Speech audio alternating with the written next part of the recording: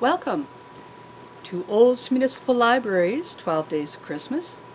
I'm Carol Ann, and I'm here by the fire at the library, and I have a book and a cup of tea.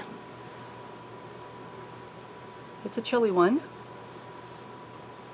And I'm going to read today from Christmas in the Prairies by Rich Moll. And I will read, I think, The Christmas Tree. Whether it is lifted from a cardboard box or taken home from a shopping mall parking lot, today's prairie residents tend to take their Christmas tree for granted. Christmas without a tree is almost unthinkable, but scarcely 3 generations ago the reverse was true. As recently as the 1940s, a farm family that had a Christmas tree and placed presents beneath it was actually celebrating more than Christmas. That fortunate family was celebrating its ability to afford those traditional symbols of the season. The first Christmas tree of the prairies. Somehow, with grit, determination, and stoicism, the Red River Colony, the Canadian West's first agricultural settlement, had survived it all.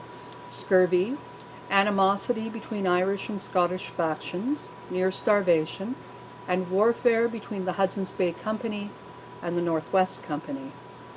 In 1862, 50 years after the first colonists had set up camp on the banks of the Red River, near present-day Winnipeg, much had changed. And that year at Christmas, there was another change in store. Alexander Grant Dallas, the new governor of Rupert's Land, had arrived in the colony to oversee the immense 1.5 million square mile Hudson's Bay Company land grant that extended to the Rockies. Dallas did not come to Red River alone. He brought his wife Jane. Faced with the task of making her drab surroundings more festive for Christmas entertaining, Jane was saddened to realize that the colony had never had a Christmas tree. As the daughter of Sir James Douglas, the governor of the colony of Vancouver Island, Jane's childhood Christmases in and around Fort Victoria undoubtedly included Christmas trees. She set to work with a will. Finding a tree was not a problem for the Red River settlers, but decorating it in suitable fashion was another matter. At that time, ingenuity and handcraft skills substituted for packaged ornaments. Jane and her friends carved hearts and stars from cakes of yellow soap. They made garlands from beads and berries, but Jane also wanted something shiny to put on her tree, so she scavenged foil lining from empty boxes at the Fort Garry store. Still not satisfied, she commissioned the fort's tinsmith to make small candle holders and then cut regular candles down to fit them. Then she turned her attention to gifts. After all, what would Christmas be without toys for the children? For miles downriver, shops were scoured for playthings. Jane and her assistant scrounged a few dolls and Noah's Arks and added them to the homemade gifts arrayed in and around the first Christmas tree of the prairies. Interesting. Hadn't thought of that. Christmas trees as a big business. One of the first entrepreneurs to turn Christmas trees into cash, certainly the first in Calgary, was a Sarcee man named Brave Foxtail. In the early 1900s, plenty of small spruce trees grew on the Sarcee Reserve lands near Calgary. Foxtail knew that city people wanted these trees at Christmas time. He and other band members also wanted something at this time of year, funds for the December 26th communal celebration on the reserve. Foxtail soon christened the Christmas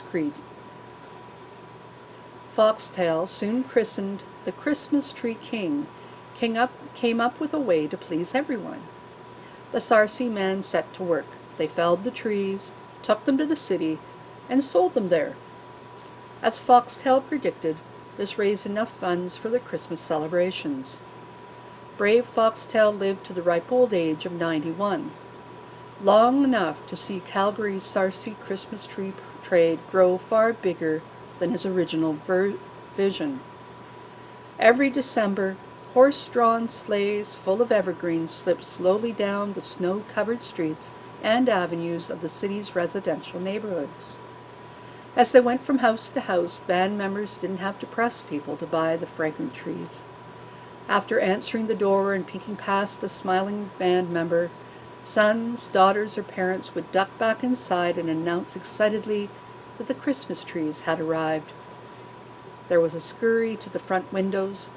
Dad or Mom would reach for some cash, put on a coat, slip into the boots, and tromp down the wooden front steps.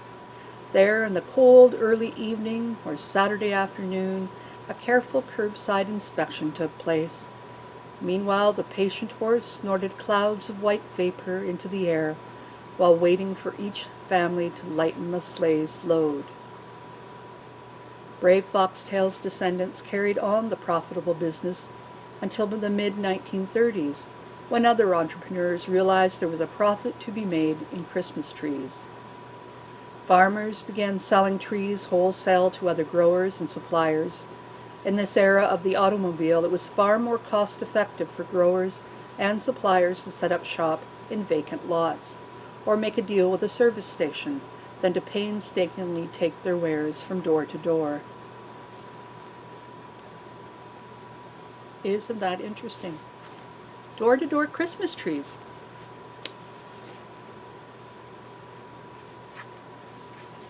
A simply beautiful Christmas. By the mid-1950s, trekking into the woods to chop down your own tree was, for most people, merely a fond memory. However, things were different in Gray Campbell's household. Campbell, a retired Alberta RCMP officer, had made the decision to take up ranching. He moved to the C7 Ranch in the foothills of Alberta's Rocky Mountains. For 12 years, the Campbell family, Gray, his wife Eleanor, and their 4 children, lived in relative isolation, 90 kilometers from any large store and 30 kilometers from the nearest village.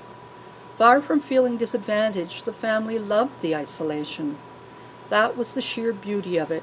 Life was simple, clean, and uncomplicated. We made a ceremony out of everything, Ray recalled when writing about his ranching experiences years later, and that included getting the Christmas tree.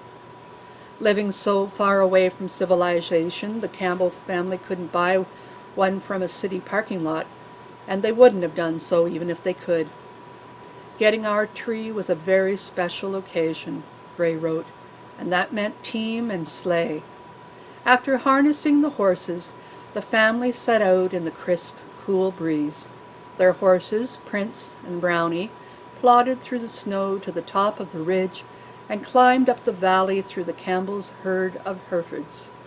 The sight of the ranch and his family meant only one thing to the cattle: extra feed. Within a few seconds, cows were plodding along too, following the sleigh at a respectable distance at the rear. Laughing and clowning, Sundane, who was snug in his own sleigh, tied to the larger one, waved the cattle away. Once the horses had climbed up the gentle slopes of the valley, Campbell tethered them out of the wind, and the family set off into the trees. The kids inspected each tree closely. After careful deliberation, family members took a vote and chose their tree. Boys ran through the snow to the sleigh for the axe and saw. The fir came down within a few minutes, and Gray dragged it to the waiting sleighs. At the memory of their first year on the ranch and that first Christmas tree, Gray Campbell echoed the age-old familiar prairie refrain. There was little enough money and nothing for frills, he wrote.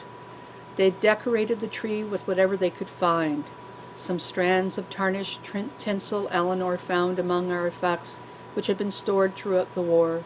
She had color and a measure of enchantment by hanging toys and rattles.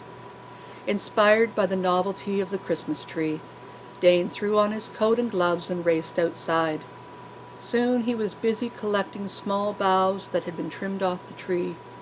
Crouching down in the snow in front of the house, he painstakingly tied bits of fat and peanuts into the miniature limbs.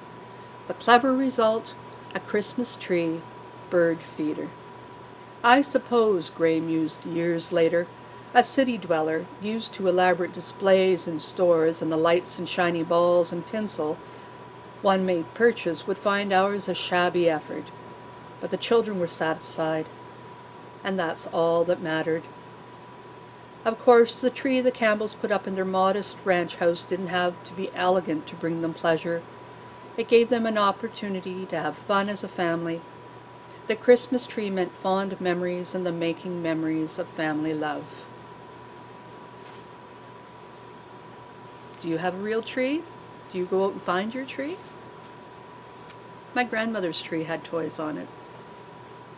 It's lovely. Thank you for joining me for the 12 Days of Christmas here at Old Municipal Library. Hope to see you next time. Bye-bye.